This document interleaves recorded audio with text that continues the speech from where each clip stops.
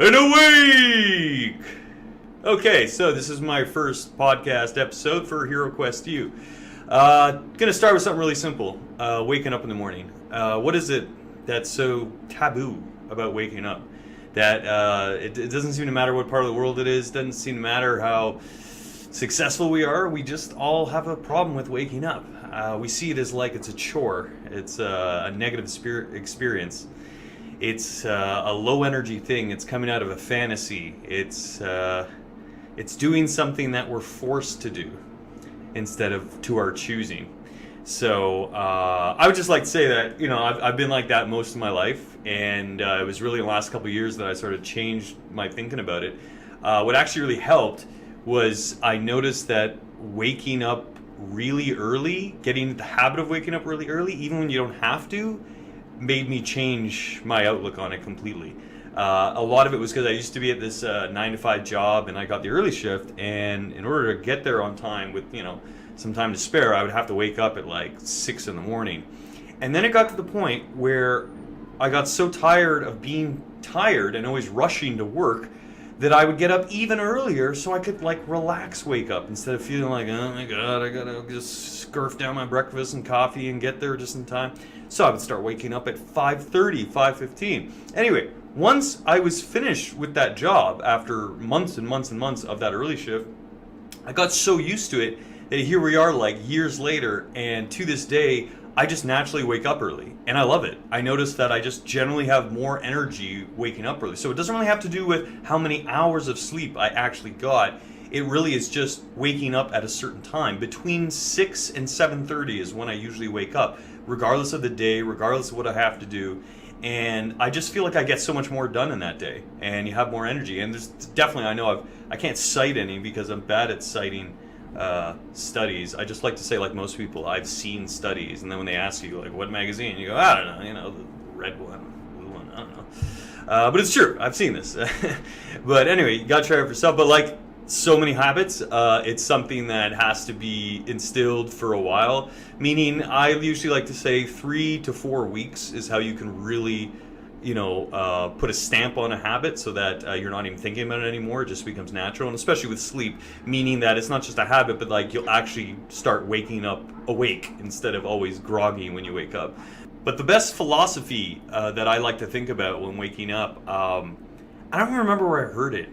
It was probably from someone trying to be an inspirational speaker, probably better than I am, who basically said, wake up like you meant to. And that's awesome, man. That is so profound. It's like you hit it on the nose. It's like, I shouldn't even have to elaborate what that means, right? I mean, that means that you want to be alive. You want to just be you. Go out there or be in there or whatever you want. But you chose. It is your freedom. You want to wake up. You want to do this. You don't want to feel like a slave or that you're being forced or this is what society's telling you to. That's the way you want to go.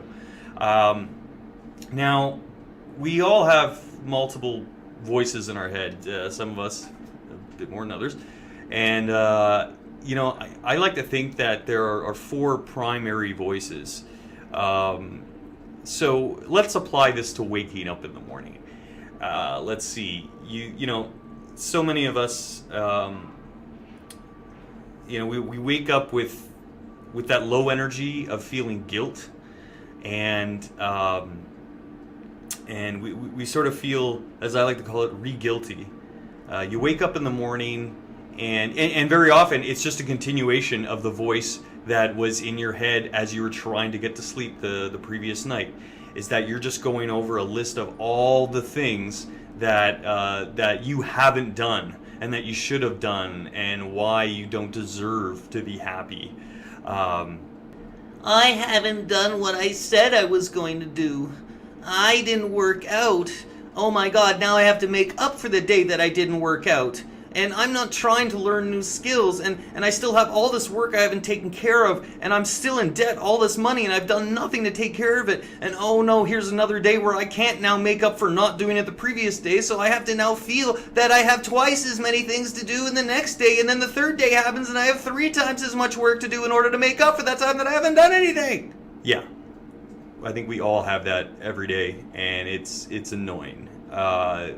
It's total self-destruction in what it is, and that's usually what that leads to, is just more procrastination and more self-destruction, because the thoughts in your head just keep piling up, and it just feels bigger and bigger and bigger. And even though deep down we know the simplicity of it is deal with things one step at a time, one thing at a time, and stop thinking about life as a long grocery list of things that have to be done or haven't been done. Another voice I think that sort of coincides with that, as I said, was the, as I like to call, the procrastinal, who is sort of the deceivingly fun part of you that is always basically making excuses for why you'll do it tomorrow, or why you deserve some credit or you deserve a break. Oh, what a beautiful day today. Well, you know what? I went for a 10-minute walk yesterday, so I don't need to go to the gym today. In fact, I think I've earned that pizza today, yes. No, you know what? They've got a special on right now, where you get 2 pizzas for the price of 1. Oh, happy day. And you know what? I did some work yesterday, so I think I'll try a little day drinking. Yes. Life is just too short not to have fun, and I'm sure I won't regret it later. If anything, this will make me feel better about myself.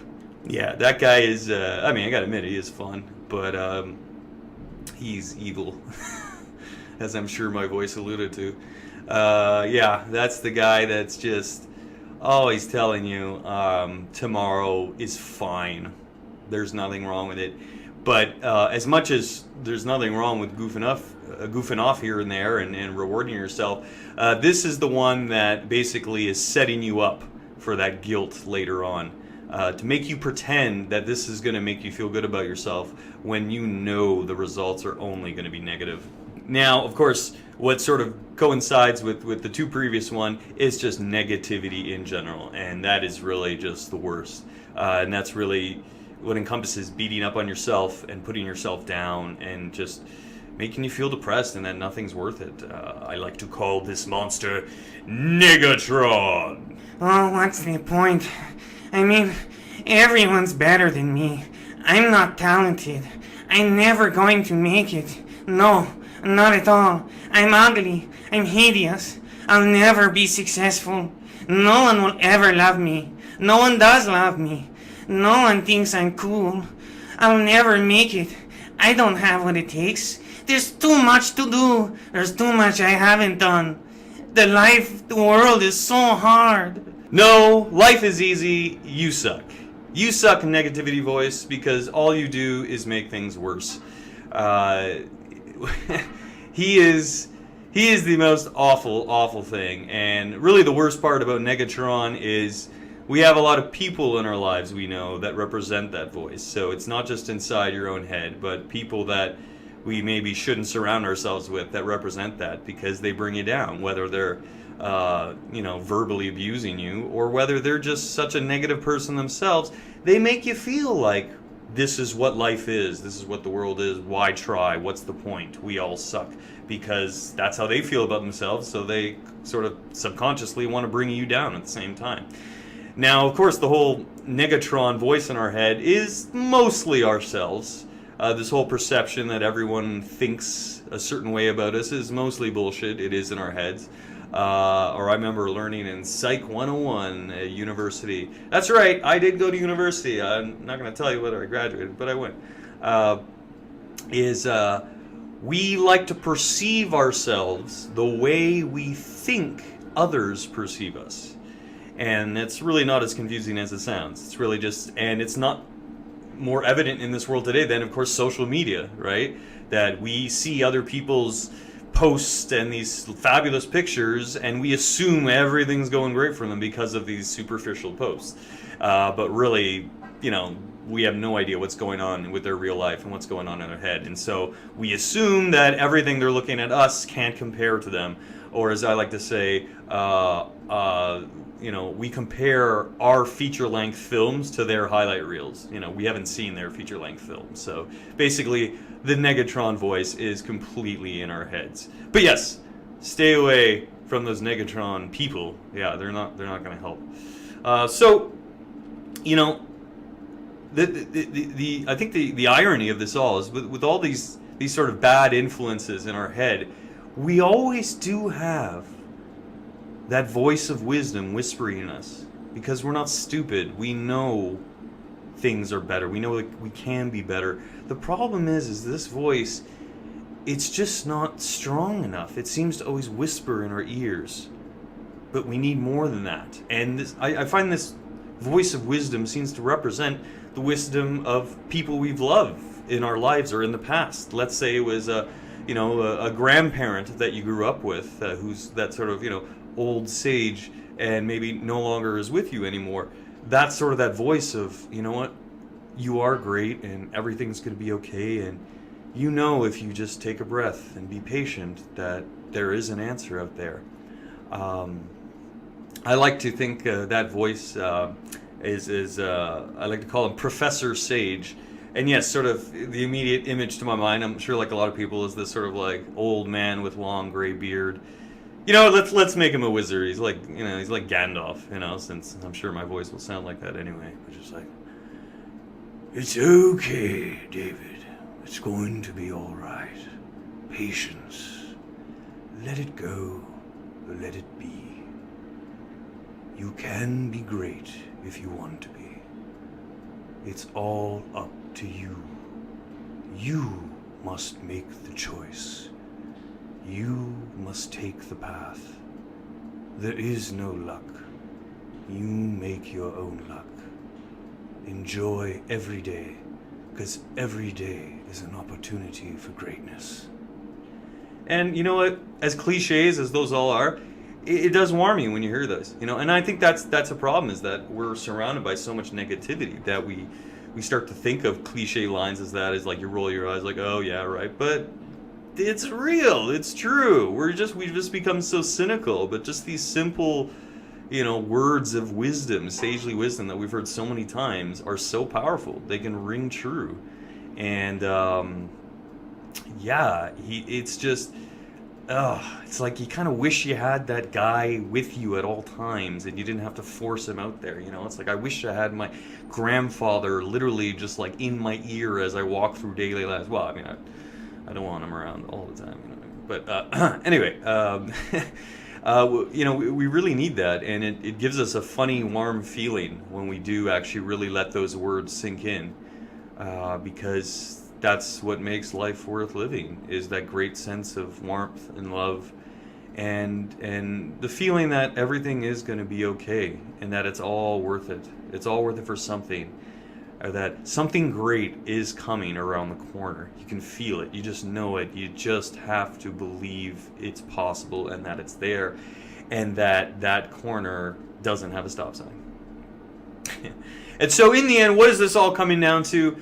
I've kind of gone off track, right? I mean, I thought we were talking about waking up in the morning. Well, we are, because these voices and parts of us are most important at the beginning of the day, because it's how we start our day that can set the tone for the rest of the day, if even a chain reaction, a momentum into days afterwards. And most people I know are not morning people because they don't know how to start their day correct. In fact, I know some of the people that are closest to me and I love the most, I'm like, don't fucking call me in the morning because you're a downer. Because I know your mornings consist of, oh God, anxiety, and oh, I haven't done, and I got so much to do, and okay, I'm going to call this person out to tell them that they have so much to do and that they need to help me to do so much to do, and it's like, whoa, fuck off. I don't need this energy in the morning. I'm sorry. And so, you know what, I think it's the problem that most of us have, is we don't know how to start our days off with that great sort of positive, kick-ass energy, or, you know what, calm, meditative energy, and the main, physically, the main advice I can give that I'm good at, I'm not going to say I'm the best at starting the mornings, but like I said, I think waking up early is huge key. But also exercise. If you can afford the time, every morning I try to go work out within the first hour to hour and a half of waking up. because it just changes my vibe so quickly.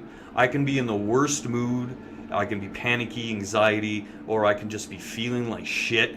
And if I just force myself to go to the gym, I'm lucky I got a gym in the basement of my apartment, or if I just do a little workout on the carpet, because we all know there's a million just little exercises you can do in your home. You don't have to actually go to a gym, and people that rely on gym for exercise are stupid. So if you make the effort to just do these little exercises, it just gets your blood flowing, and all of a sudden you don't have all these voices in your head. Your head is clear. You're all of a sudden feeling upbeat. You're all of a sudden feeling, okay, I can do this. I can focus.